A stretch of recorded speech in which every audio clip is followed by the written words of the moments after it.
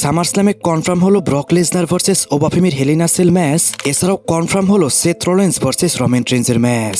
So guys, আজকের Monday night ড্রটি শেষ হয়ে গেছে। কি হলো আজকের মানডে নাইট ড্রতে সমস্ত কিছুই থাকবে আজকের এই ভিডিওতে।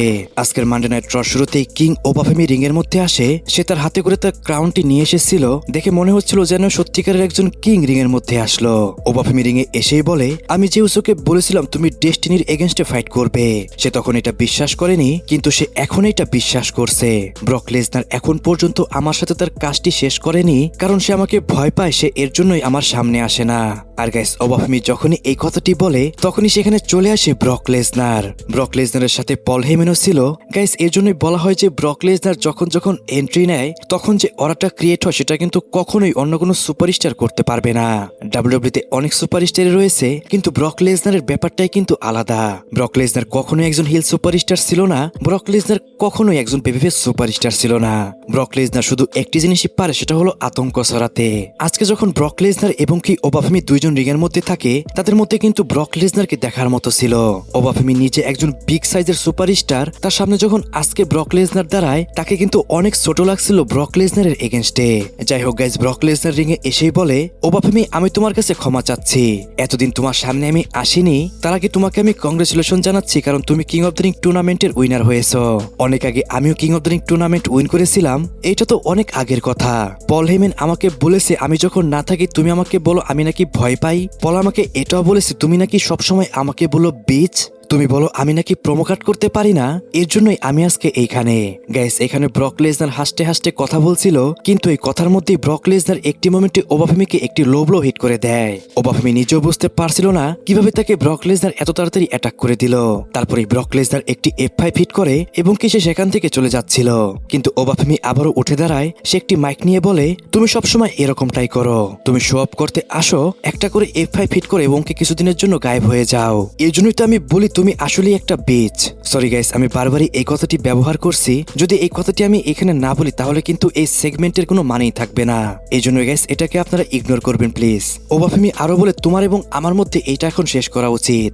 সামারস্ল্যামে আমি তোমাকে চ্যালেঞ্জ করছি, সামারস্ল্যামে আমার এবং তোমার মধ্যে এই সবকিছু শেষ হয়ে যাবে। ব্রক লেসনার বলে, আমি তোমার চ্যালেঞ্জকে অ্যাকসেপ্ট করছি, কিন্তু তার মধ্যে আমি আরো একটা জিনিস অ্যাড করতে চাচ্ছি। সেটা হলো সামারস্ল্যামে তোমার এবং আমার মধ্যে যে ম্যাচটি হবে, সেই ম্যাচটা কোনো নর্মাল ম্যাচ হবে না। সেই ম্যাচটা হবে হেলিনা সেল ম্যাচ। আর গাইস, এর মাধ্যমে কিন্তু কনফার্ম হয়ে গেল সামারস্ল্যামে ব্রক লেসনার ভার্সেস ওবাফেমির মধ্যে হেলিনা সেল ম্যাচ। তারপর ব্যাকস্টেজে আমরা অ্যাডাম পিয়ার্স এবং কি পল হেমেনকে দেখতে পাই। সেখানে পল হেমেন অ্যাডাম পিয়ার্সকে বলে, ব্রক লেসনার এবং কি ওবাফেমির মধ্যে যে ম্যাচটি হবে সেটা তো সামারস্ল্যামের মেইন ইভেন্টে হওয়া উচিত, কারণ ব্রক লেসনার কোনো সাধারণ পার্সন নয়, তার ম্যাচ সবসময় মেইন ইভেন্টে হওয়া উচিত। এটা শুনে অ্যাডাম পিয়ার্সও রাজি হয়ে যায়। তখনই সেখানে চলে আসে অস্টিন থিওরি। কিন্তু গাইস, আজকে কিন্তু অস্টিন থিওরিকে পল হেমেন পাত্তাই দিচ্ছিল না। মনে হচ্ছে যেন ফিশনকে একদমই শেষ করে দিয়েছে পল হেমেন। সেখান থেকে অ্যাডাম পিয়ার্স একটু সামনের দিকে যায়, তখনই তার সাথে দেখা হয়ে যায় ওবাফেমির সাথে। ওবাফেমিও অ্যাডাম পিয়ার্সকে বলে তার ম্যাচটি কনফার্ম করতে সামারস্ল্যামে, কিন্তু অ্যাডাম পিয়ার্স তাকে জিজ্ঞেস করে, তুমি যেহেতু king of the ring tournament win করেছো, তোমার তো ম্যাচ হওয়ার উচিত ছিল কোনো চ্যাম্পিয়নের সাথে, কিন্তু তুমি king of the ring tournament win করার পরও কেন ব্রক লেসনারের সাথে ফাইট করতে চাচ্ছ? ওবাফেমি বলে, যেহেতু আমি king of the ring tournament win করেছি, আমি চাইলে যে কোনো চ্যাম্পিয়নকে চ্যালেঞ্জ করতে পারবো, কিন্তু সেটা সামারস্ল্যামে না হলেও সেটা আমরা পরে দেখে নিব।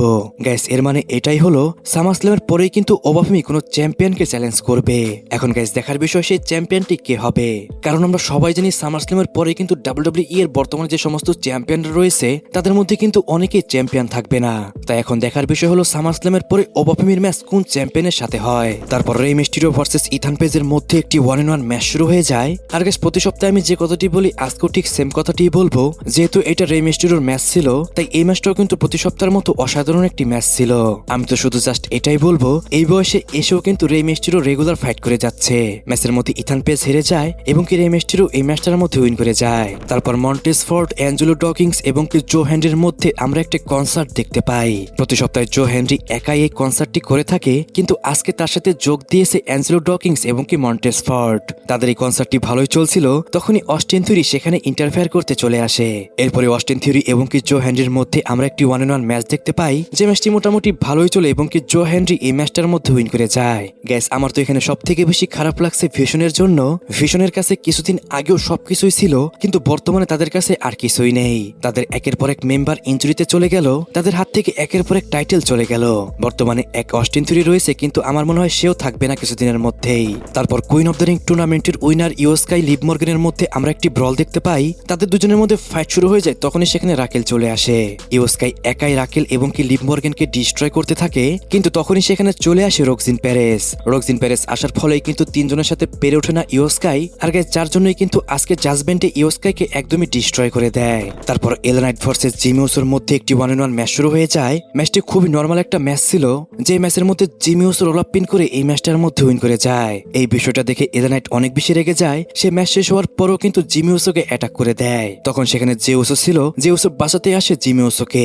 ফার্স্টে যে উসো ভালোই মারছিল এল নাইটকে, কিন্তু হঠাৎই আমরা দেখতে পাই অডিয়েন্সের মধ্যে থেকে চলে আসে সোলো সিকুয়া। সে এসে কিন্তু জিমি উসোকে একটি সামান স্পাইক হিট করে সেখান থেকে চলে যায়। যে উসো এই সমস্ত বিষয় দেখছিল, তখনই এল নাইট তাকে একটি বিএফটি হিট করে দেয়। স্ম্যাকডাউনে কিন্তু আমরা দেখতে পেয়েছি অলরেডি এমএফটি ডিস্ট্রয় হয়ে গেছে। এখন সোলো সিকুয়া কেন বারবার ওসোসদের অ্যাটাক করছে এটা কিন্তু এখন পর্যন্ত কনফার্ম নয়। সোলো সিকুয়া কি এল নাইটের সাথে টিম আপ করবে কিনা এটা আমরা সামনে গিয়ে দেখতে পারবো।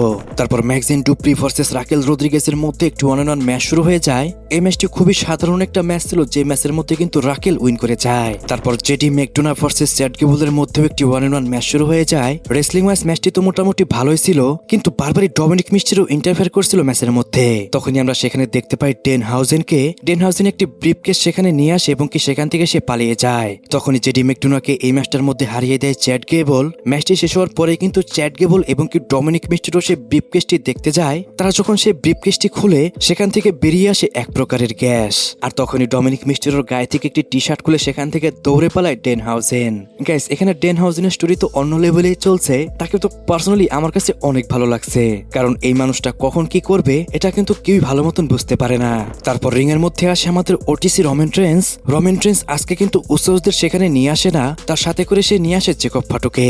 গ্যাস এই বিষয়টা একটু অন্যরকমই লাগছে, কারণ যে উসো এবং জিমি উসোকে দিয়েই কিন্তু রমেন ট্রেন্স ব্লাড লাইনকে তৈরি করেছিল, কিন্তু এখন তাদেরকে রমেন ট্রেন্স নিয়ে ঘুরছে না। রমেন ট্রেন্সের কাছে এখন সব থেকে বেশি ফেভারিট হচ্ছে জেকব ফাটুক। যাই হোক, রমেন ট্রেন্স রিং এ এসেই বলে তাকে একনোলেজ করতে, তখনই সেখানে চলে আসে সেথ রোলেন্স। গাইস এখানে সেথ রোলেন্সকে দেখে সবাই কিন্তু অনেক বেশি খুশি হয়ে যায়, কারণ সবাই বুঝতে পেরেছিল রমেন ট্রেন্সের রাইভালরি এখন হবে সেথ রোলেন্সের সাথে।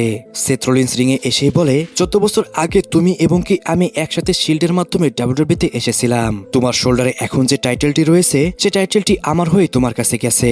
এই টাইটেলটি আমি কখনোই হারিনি, তাই সময় এসে গেছে এই টাইটেলটি তোমার কাছ থেকে আবারও ফিরিয়ে নেওয়ার। রমেন ট্রেন্স বলে, তুমি আমার কাছ থেকে টাইটেল নিয়ে যাবে? তুমি কি কনফিউজ? তুমি আবারও আমার লাইনে চলে এসেছো। তোমার এত বড় সাহস তুমি ট্রাইবল চিফের কাছ থেকে টাইটেল নেবে? সেথ রোলেন্স বলে, সবসময় আমি লাইনেই থাকি। আমি তোমাকে এইখানে এনেছি, রেসলমিনা 41-এ আমি তোমাকে পিন করে হারিয়েছি, তোমার কাছ থেকে ওয়াইজম্যানকে নিয়ে গেছি।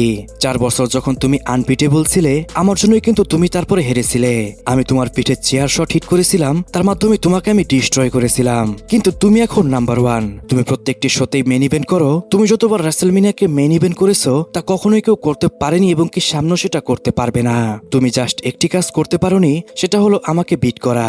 তুমি আর আমি সেম সময় এই কোম্পানিতে এসেছি, আমরা ওল্ড জেনারেশনকে বের করে দিয়েছি এই কোম্পানি থেকে। আমাদের জন্যই আজকে নতুন নতুন সুপারস্টাররা চান্স পাচ্ছে। তুমি নিঃসন্দেহে নাম্বার 1 এবং কি নিঃসন্দেহে তুমি ফিউচার হল অফ ফেমার। এজন্যই আমি তোমাকে চ্যালেঞ্জ করছি সামার স্ল্যামে। তুমি যদি আমার চ্যালেঞ্জটি অ্যাকসেপ্ট না করো, তাহলে এই রেসপেক্টটি তোমার উপর আমার থাকবে না।